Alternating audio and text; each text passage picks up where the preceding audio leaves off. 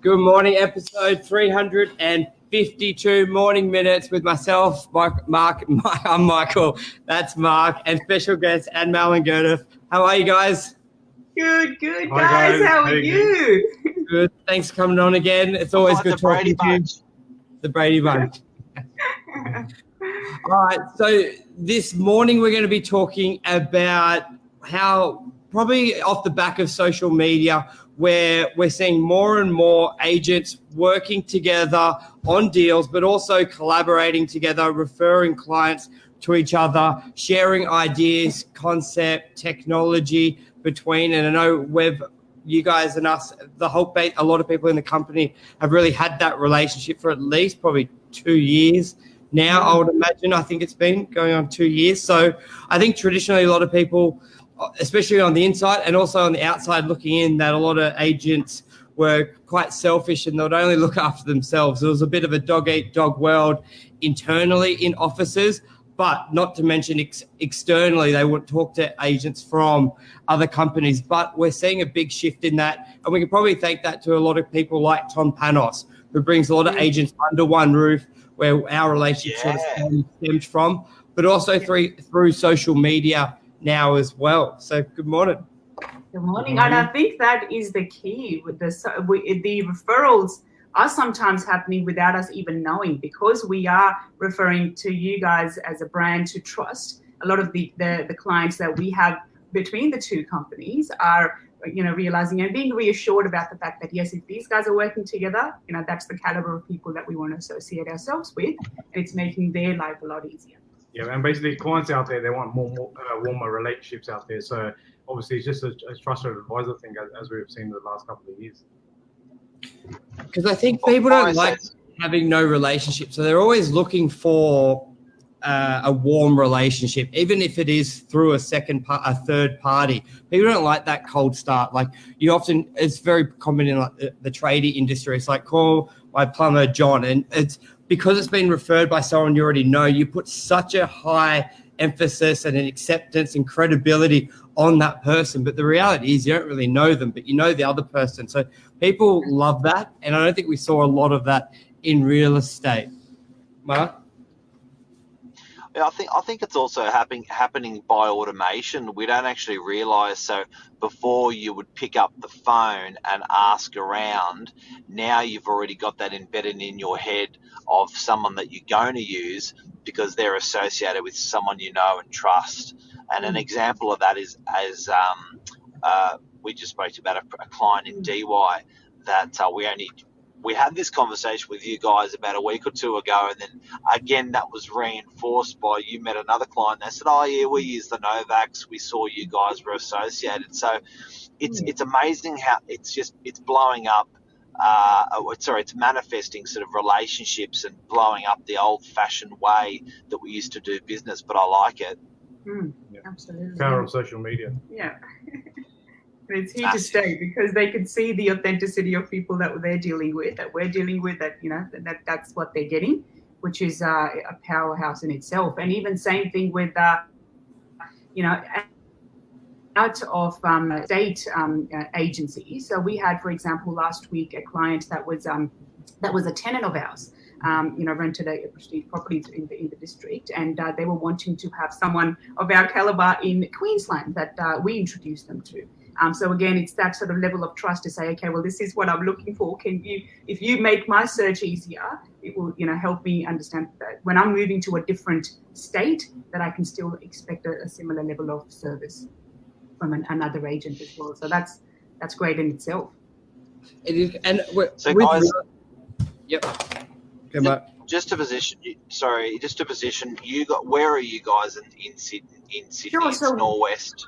Yeah, Norwest. So Hills District is our primary pocket. However, we've got a good cross section of a number of cities and suburbs throughout Sydney that we operate in. And the reason why that is obviously we started off as a mortgage broking company. So the mortgage broking business was first. A lot of our clients had properties throughout Sydney. So we ended up managing properties in Southwest, in the West, and so on. So we've got a good cross section of the number of what the trends are like with some of the tenants, from a sale perspective as well for some of these different suburbs.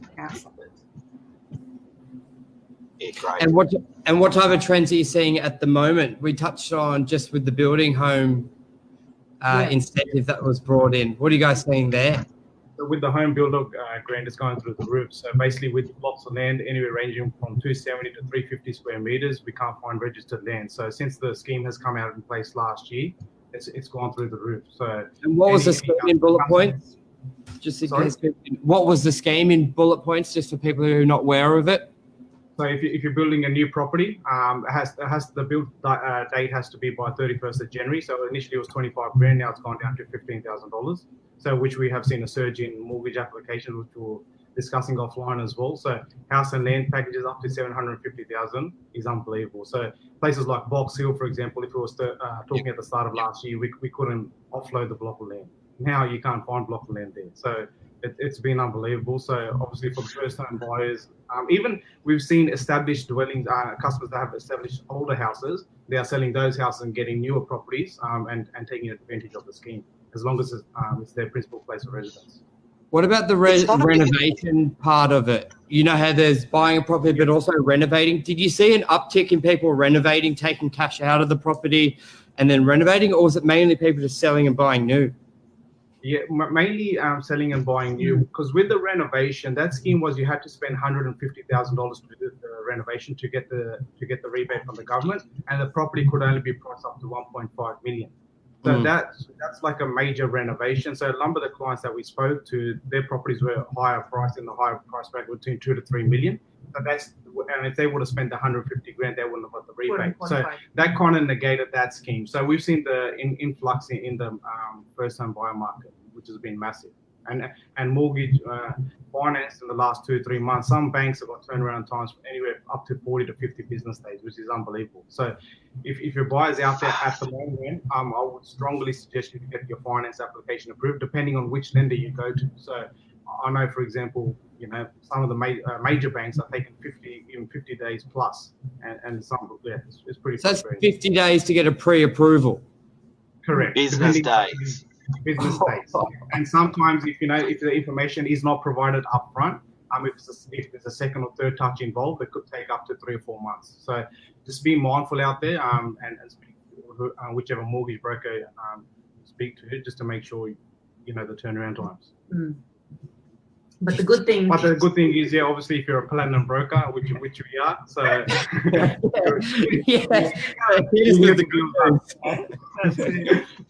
depends who you're talking to.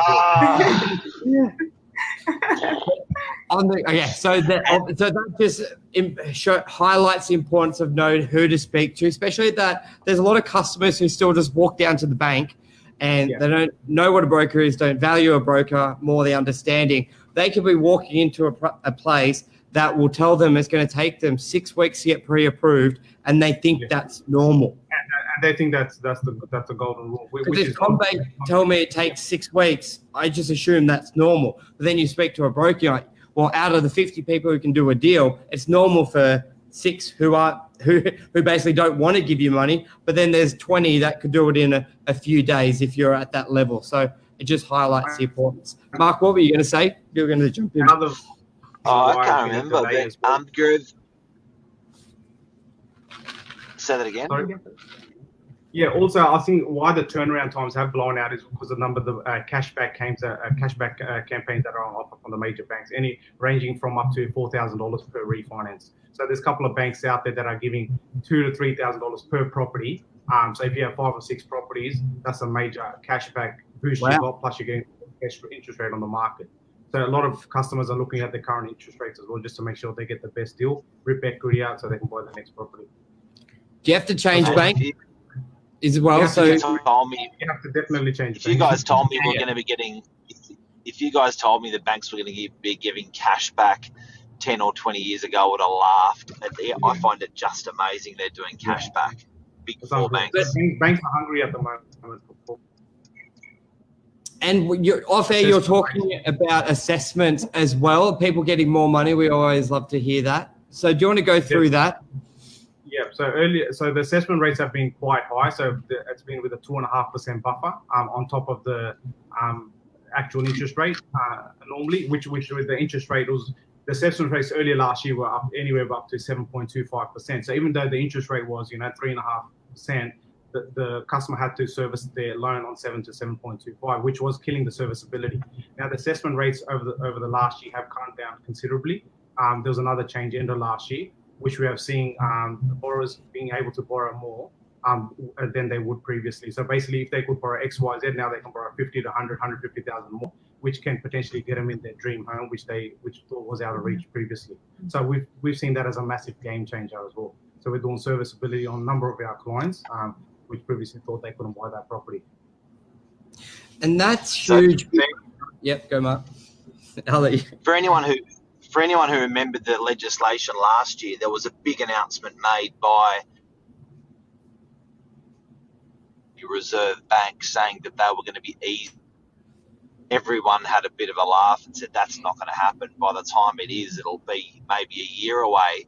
That was about mid-year, but you're saying in about November you started seeing that really free up for people, and you're saying that if you've had an approval mid-year last year, you most likely will get more money out of the banks if you resubmit now. Depending on which bank you go to, 100%. Yep. And living expenses have been changing over the last couple of years as well. There's quite a bit of scrutiny on living expenses. But overall, what we have noticed, the serviceability calculators of most lenders has improved. And that's huge. Like for anyone that was looking, especially the first home buyers who are generally pretty picky for what they're looking to buy. And there's a lot of time where they're 10 grand off, 20 grand off. And it's not as easy to get. Like your answer, if you're off, is a bigger deposit or a higher income. Income's the biggest killer. I reckon it's the silent killer. People just think of what they're saving. They think of the grants. Like, put it this way, if you're traditionally, you do the $25,000 grant, 5% deposit. But if it's normally times 6, your wage is your loan, then you're really capped at, say, $400,000. And especially Northern Beach, there's a lot of properties is basically start above that. So they can't necessarily save a bigger deposit, and the income, they may be entry level at their job. It's not as easy to go, hey boss, I need to get a raise from 60 grand a year to 20 grand a year so I can qualify for a loan of 450, 500. So I think it's probably a silent killer, which a lot of people overlook, that serviceability, that income ratio. So that's big. So you're saying from November last year, so that's not that long ago. Basically, anyone who tried to get a loan prior to end of last year should probably re-look at it and not have your heart broken if you just couldn't qualify. Yeah, definitely. I would double check with your bank or broker to get the serviceability correct. So, because you could get in the property that you really want, which you couldn't get last year as well. Yes, Mark. Have people's changing patterns have significantly changed in the last 12 months? They're not travelling overseas. They're probably not even getting out of as much. Have banks changed that in their assessment of people? Because I know that a lot of people that I speak with, they're saying they are saving more money. They don't have to spend as much money to live. Have the banks changed that in their assessment policies?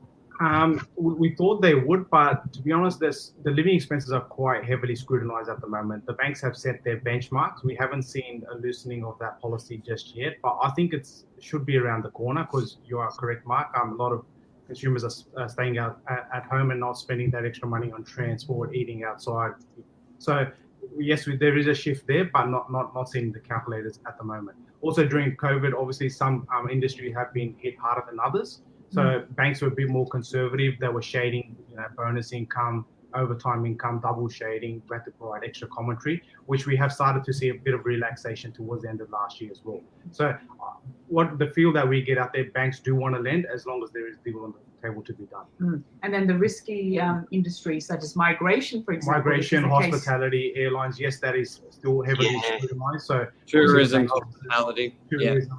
So the banks want to see confirmation. What's your business plan? When will your industry return back to normal, and so forth. But there is reluctancy to. There's still reluctancy in those industries, obviously due to the recent COVID outbreak again. So so you've got to be careful. Also, obviously, if you're in that industry looking to get finance, the deal has to be structured properly. Submitted. correctly. And Mel, how has social media been the last sort of 3 months, and what's your plans for yourself and the company moving forward? You guys have had huge success and traction through your social media channels. Did much shift through COVID the last 6 months, and what's sort of going on? What's anything planning forward with your podcast? You're doing your live videos. Tell us, for a lot of people who may want to get started into social media, you guys do stuff really well. Yeah, absolutely. So look, in terms of property inquiries from buyers and tenants, definitely very strong. Every time that we are posting properties, especially live videos, which we know that gets a lot better cut through. But the transaction from actually checking it online, commenting on it, and then coming to the property, that conversion rate we've seen increase. So it's definitely, on its way up. So that's a great trend. In terms of what we've got coming up, the podcast will be starting again, and hopefully we'll be able to have them in the office, which sort of just sets the whole mood of having that the round table, having the more conversation. There. That's right, more conversation, which is how the business page actually established itself in the early days, when we were sort of in the lower hundreds of followers, to now to more than 2,500, nearly 2,500 followers. That's where that bulk of following increased due to those podcasts. So they're coming back on the market. That's definitely something from our business perspective that we've seen a good influx of, and just getting the brand and the exposure out there. So that's back. What else would you say? Anything else? Yeah, social media has been massive for us. I think what it's done is build trusted relationships. So obviously there's a lot of consumers out there that do follow you, and you really realize that over 6 to 12 month period. So just see the consistency, authenticity, and you're doing live streams, which I think it's a real deal. So so the main things that we've seen is that the conversion rate, because of the consistently putting these videos and photos and the properties up on social media, that conversion rate to coming into the open homes and then buying property has increased. Because a lot of the consumers out there do have these questions, but they're sometimes shy to ask. So when they get all these answers without them asking the question, I think that's a game changer. And then me commenting on your page pretty much every single day is also helping our followers as well. That, what are these guys on today? Well, that's right as well. I remember Lisa always telling me, she said, like other agents post, comment on it, because when you think about it, obviously in a nice way and friendly, and it's like, if you've got 10 buyers looking at another agent's comment and then you say great listing and they see you're an agent, they're generally going to click on your page as well. So, and then they're looking that way. So, I think there's something wrong with that as well. And I reckon it's good. And we all want it. We all want that traction. We all want that momentum. Have you been using groups and Facebook Marketplace a lot? No. So I stopped using that, but I still had a pretty good response. So that was something that I changed. And the reason I changed was a lot of for example, for rental properties, some of the legitimacy of those comments, they weren't the greatest. So I found better traction from those that were the normal posts that were being shared either on so not marketplace, but other groups that would be interested. So those, for example, first home buyers in Australia, for example, that group that's been as a powerful group. That's right. So some of those kind of groups are great, but in terms of marketplace, I felt that I would get a lot of interest, got a lot of inquiries, but the conversion rate wasn't there. So I stopped doing that. Yeah. Anything else you want to add, Mark, or anything you guys, and Mal, Gerda, anything else you want to add? We could go for so long. It's mindful. I know. When do you start? I think we've got a good amount in, really brief. Mr. Nova. I just want to say thank you for your support. You guys, I think our customers, we're in the northern beaches of Sydney, and I think that from our particularly online relationship that we've had with you guys, which is, it's helped our customers, and I find that, as agents, there used to be franchise groups when I started in real estate that used to help each other throughout the state, and I found that we've got this with you guys and some selected agents across the state in different areas. So we got our relationship to thank for that. We got online our social medias to thank. That's how we met. We got Tom Panos, most importantly, Yeah. to thank for that. Probably the best real estate trainer in the country, or one of the best real estate trainers in the country. So it's a bit of a celebration. Thank you as well, guys, because it's we've only just begun. That's Yeah. it. That's it. Long road ahead. Alrighty. Thank you, everyone. Thank you very much. Cheers. Thanks. See ya. Yes, yes. Take care, guys. Yeah. See ya. Bye.